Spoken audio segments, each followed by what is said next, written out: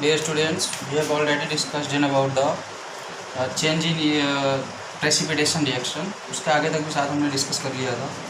तो हम आज डिस्कस करेंगे चेंज इन स्टेट, या पहले चेंज करेंगे change in temperature.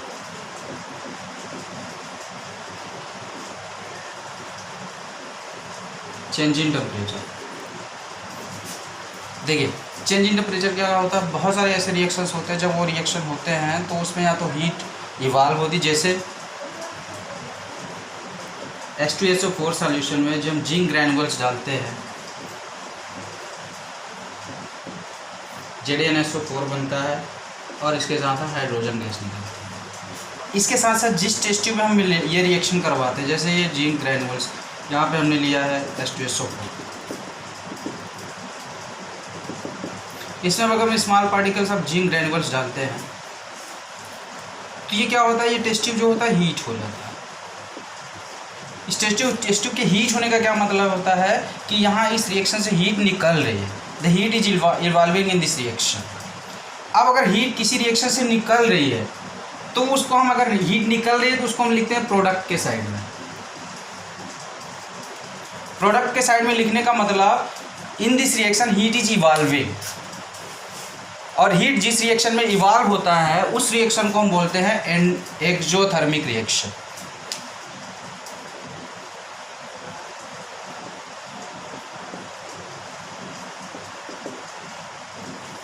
The reactions in which the heat is evolving is known as the exothermic reactions. The second reaction is, just taken an example of CaCO3. It dissociates to form calcium hydroxide plus carbon dioxide. In this reaction you will see that when the heat is given to the system or when heat is supplied, then this reaction takes place. It means by absorption of heat this reaction takes place. अब यहाँ पे अगर heat देंगे आप तो आप reactant के side में लिखेंगे, तभी आपको पता चलेगा कि रिएक्शन आपका हो रहा है या नहीं हो रहा है। अब देखिए, अगर हीट इवॉल्व होगी तो प्रोडक्ट के साइड में, अगर हीट एब्जॉर्ब होगा तो रिएक्टेंट के साइड में। अगर हीट आपका प्रोडक्ट के साइड में है एक्सोथर्मिक, रिएक्टेंट के साइड में है एंडोथर्मिक, ठीक है। अब ये दोनों तरीके से हीट चेंज हो सकता है। या तो आप हीट देंगे, या तो जब रिएक्शन होगा तो हीट इवॉल्व होगी तो टेम्परेचर बढ़ेगा, और या तो फिर जब रिएक्शन होगा तो हीट आपका एब्जॉर्ब होगा तो टेम्परेचर घटेगा। That the both the conditions. Heat temperature can be increased and temperature can be decreased also. When the heat is evolved in the reaction, then the temperature of the reaction decreases, and when heat is increases, and when the heat is absorbed in the chemical reaction, then the temperature of the reaction decreases. अगर heat evolve हो रही है तो reaction का temperature बढ़ेगा, और heat absorb हो रही है तो रिएक्शन का टेम्परेचर घटेगा। अब देखिए आते हैं चेंज इन स्टेट।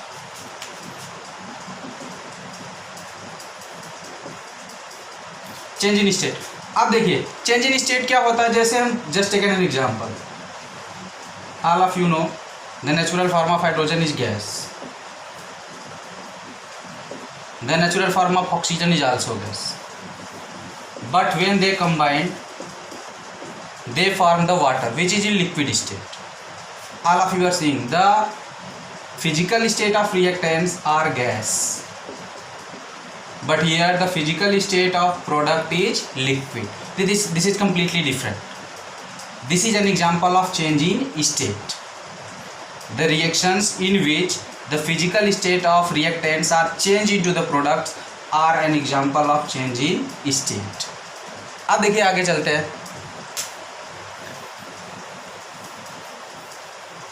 बहुत सारे रिएक्शंस ऐसे होते हैं जिनको प्रोसीड करने के लिए आप कैटालिस्ट की ज़रूरत पड़ती है। जैसे इसके ऊपर कैटालिस्ट लिखा होता है। ये कैटालिस्ट होते क्या है? अभी तक आप जानते हैं कि सिर्फ catalyst they can increase their chemical reaction, but catalyst होते क्या है? Catalysts are the substances. They are the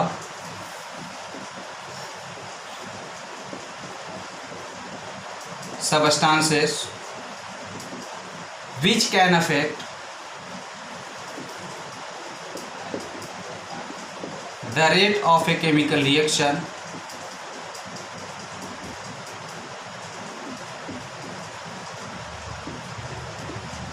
and at the end of the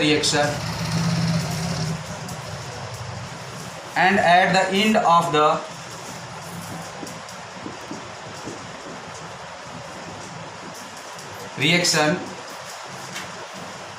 they are chemically unchanged.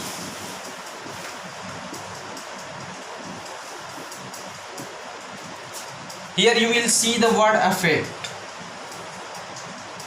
Affect means they can increase और decrease also. Catalyst सिर्फ increase नहीं करते, बहुत सारे chemical reactions ऐसे होते हैं जिसमें कैटालिस्ट रेट ऑफ रिएक्शन को डिक्रीज भी कर सकते हैं. रेट ऑफ रिएक्शन का मतलब अगर रिएक्शन धीरे हो रहा है तो उसको और फास्ट कर दे, जल्दी से प्रोडक्ट बन जाए. अगर जल तेज हो रहा है तो उसको धीरे कर दे, जो तेजी से प्रोडक्ट बन रहा था उसको स्लो कर दे और धीरे धीरे प्रोडक्ट बने. ये होता है. अब at the end of the reaction they are chemically unchanged, मतलब जब केमिकल रिएक्शन कंप्लीट होगा तो जिस फॉर्म में इसको मिलाए होंगे वो उसी फॉर्म में वापस मिल जाता है. इसी को हम बोलते हैं दे आर केमिकली अनचेंज्ड. और दूसरी बात अभी आप आगे पढ़ेंगे in higher classes, they are selective.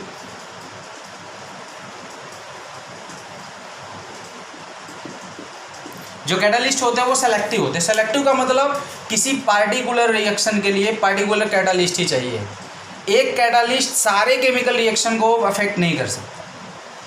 ये कुछ केमिकल रिएक्शन को अफेक्ट करेगा, बाकी अगर एक आध रिएक्शन को अफेक्ट कर रहा है तो बाकी को नहीं करेगा, कोई फर्क नहीं पड़ने वाला. So they are selective. Selective means they can act as the catalyst for the selective reactions और फॉर द सेलेक्टेड रिएक्शंस. चलिए आगे बढ़ते हैं.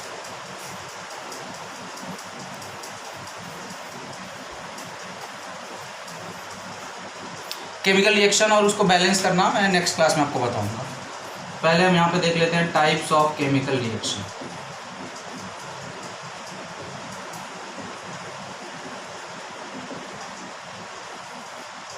Types of chemical reaction.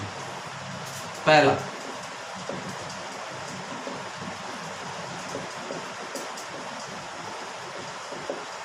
Combination reaction. दूसरा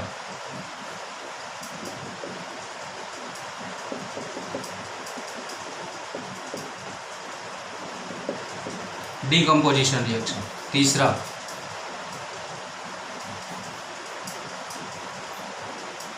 displacement reaction.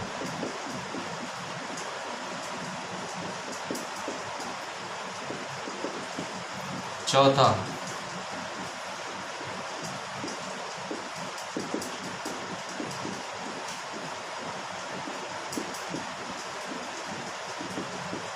Double displacement reaction. पांचवा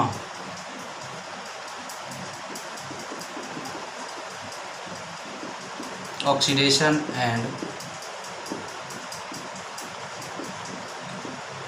reduction reaction. ये 5 types के होते हैं. चलिए वन बाय वन डिस्कस करते हैं.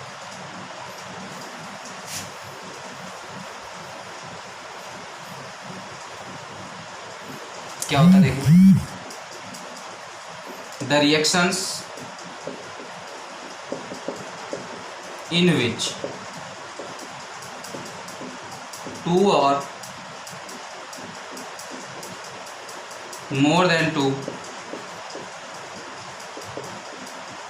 reactants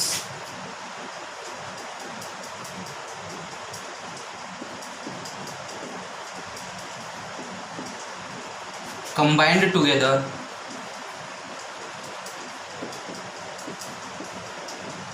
to form a single product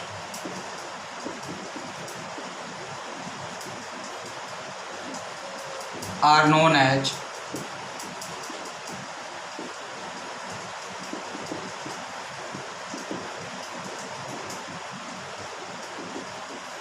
combination reactions. Just take an example.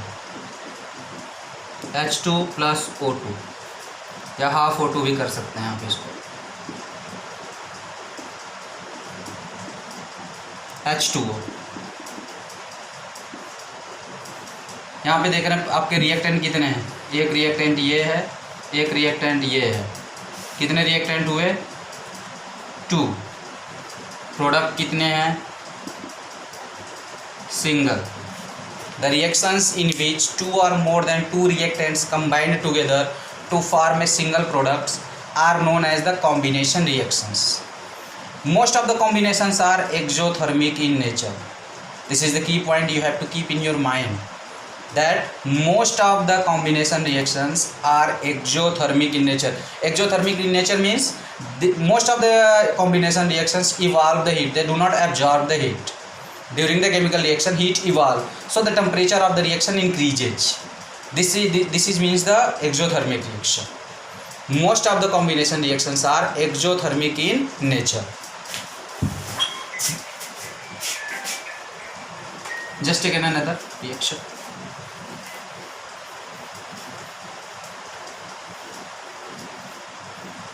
Decomposition reaction.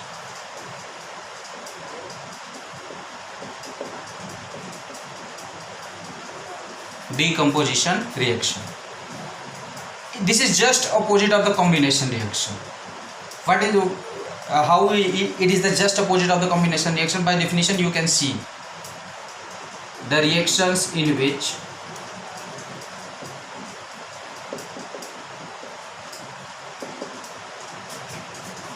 single reactant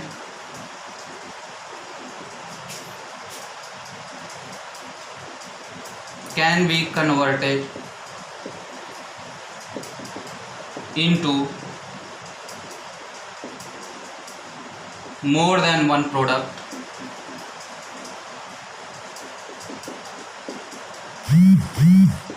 is known as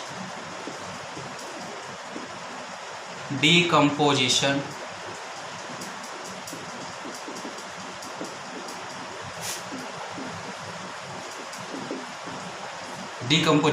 reaction.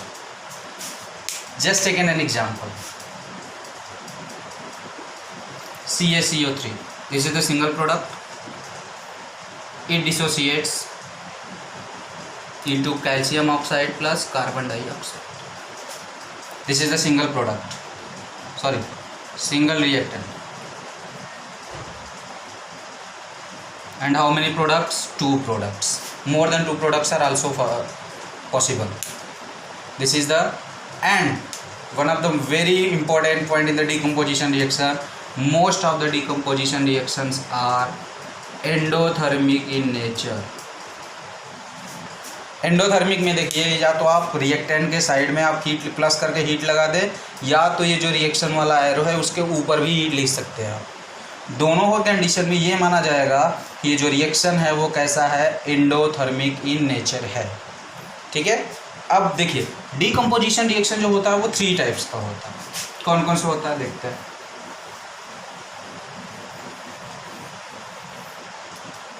Decomposition reaction are 3 types. Thermal decomposition,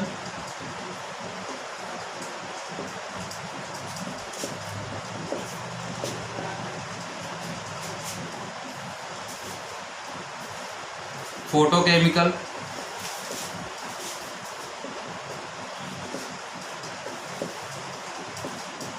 decomposition,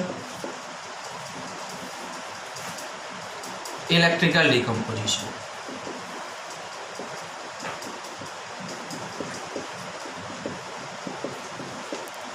They are the 3 types of the decomposition reaction. अब चलते हैं बारी बारी से study करते हैं। Thermal decomposition reaction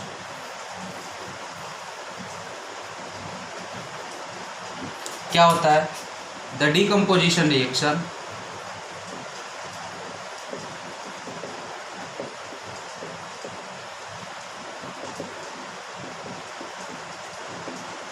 which takes place in the presence of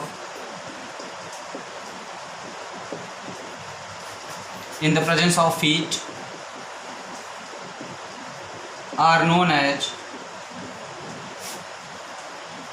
thermal decomposition reaction.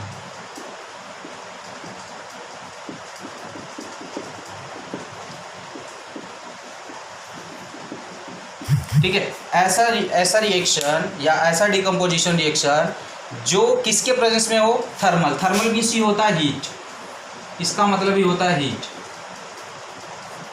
ऐसा chemical reaction जो किसके प्रेजेंस में हो, ऐसा डिकम्पोजिशन रिएक्शन जो किसके प्रेजेंस में हो, हीट के प्रेजेंस में हो। ऐसे डिकम्पोजिशन रिएक्शन को हम बोलते हैं thermal decomposition reaction. The same example CaCO3, heat की जगह पे आप ये बना सकते हैं ट्रायंगल भी, या डेल्टा इसको बोलते हैं, calcium oxide plus carbon dioxide. This is an example of thermal decomposition reaction. Thermal means heat.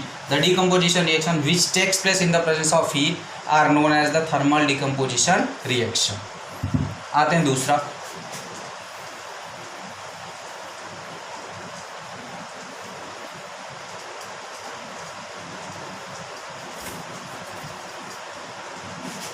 Photochemical.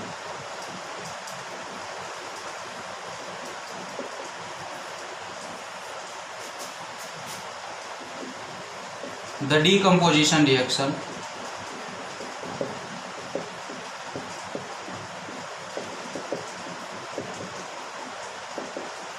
which takes place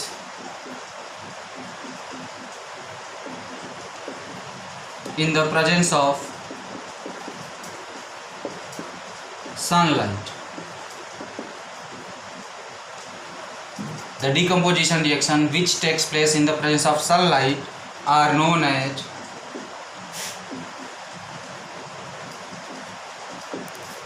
photochemical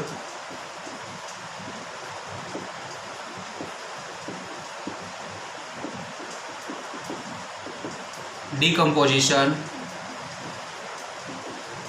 reaction। Example इसका आप देख सकते हैं AgBr, silver bromide, in the presence of sunlight। जब ये होता है तो ये 2Ag प्लस Br,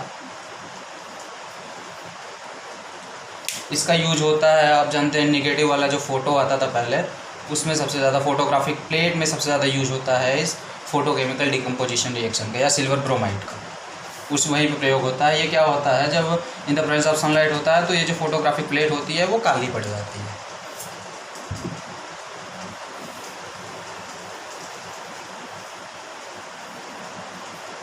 अब आते हैं electrical decomposition.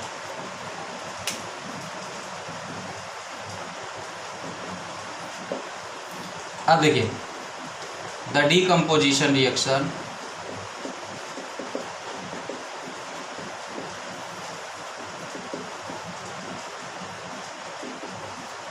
which takes place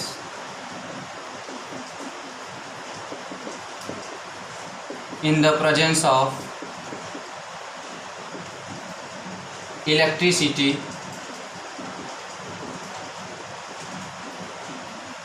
are known as electrical decomposition reaction. ठीक है, इसका एग्जांपल हम देखते हैं, H2O को ही देख लेते हैं।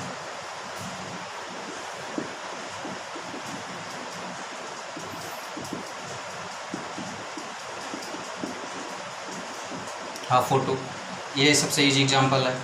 अब देखिए, इलेक्ट्रिकल डिकम्पोजिशन रिएक्शन जो देते हैं ऐसे substance, the substances which give the electrical decomposition reaction are known as the electrolytes. देखिए क्या होता है, ऐसे substances, the substances which can give the electrical decomposition reactions are known as the electrolytes, are known as the electrolytes. What are the electrolytes? The substances which can give the electrical decomposition reaction or the substances which dissociates into the ions or into the particles by passing the electricity are known as the electrolytes, and the such kind of electrical decomposition reaction are also known as the electrolysis। ऐसे substances जो electrical decomposition reaction देखते हैं उनका एक और नाम होता है इलेक्ट्रोलाइट्स, और इनके जो इलेक्ट्रिकल डिकम्पोजिशन होता है उसका एक और नाम होता है इलेक्ट्रोलिसिस। ठीक है, चलिए फिर बाकी की स्टडी हम नेक्स्ट डे करते हैं।